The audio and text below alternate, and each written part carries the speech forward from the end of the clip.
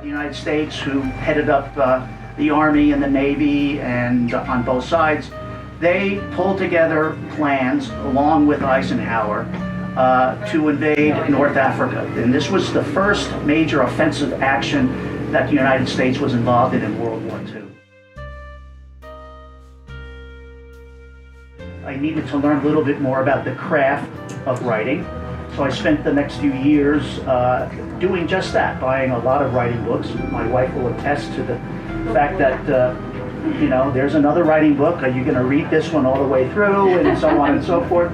So it's a very difficult process, and it's one that you really have to be very disciplined and focused on. And I didn't really have that opportunity until I retired from the TV business, and we moved back here to Park City. And from that point forward, this was about 2013, there were no more excuses.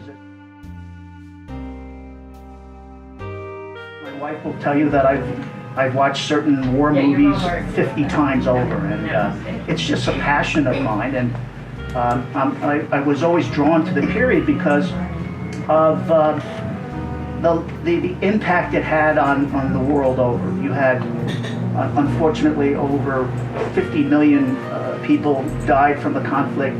There were dozens of countries involved in the conflict. To this day, we still live with decisions that were made by the Allies as far as the borders of countries. We're still living with the ramifications of some of those decisions. In fact, it got to be so much fun that I had to sort of hit myself upside the head and said, all right, you got to get to the writing part of this, otherwise you'll never have a book, because the research was just so fascinating. And but the research can also be a little challenging, even to the point where I had to spend, I think I spent a good couple of hours researching how many did the 1942 Buick Roadmaster have a rear view mirror and side view mirrors? Because there are people that read historical fiction really can take you to task if you get big things, but also small things right, or wrong, excuse me.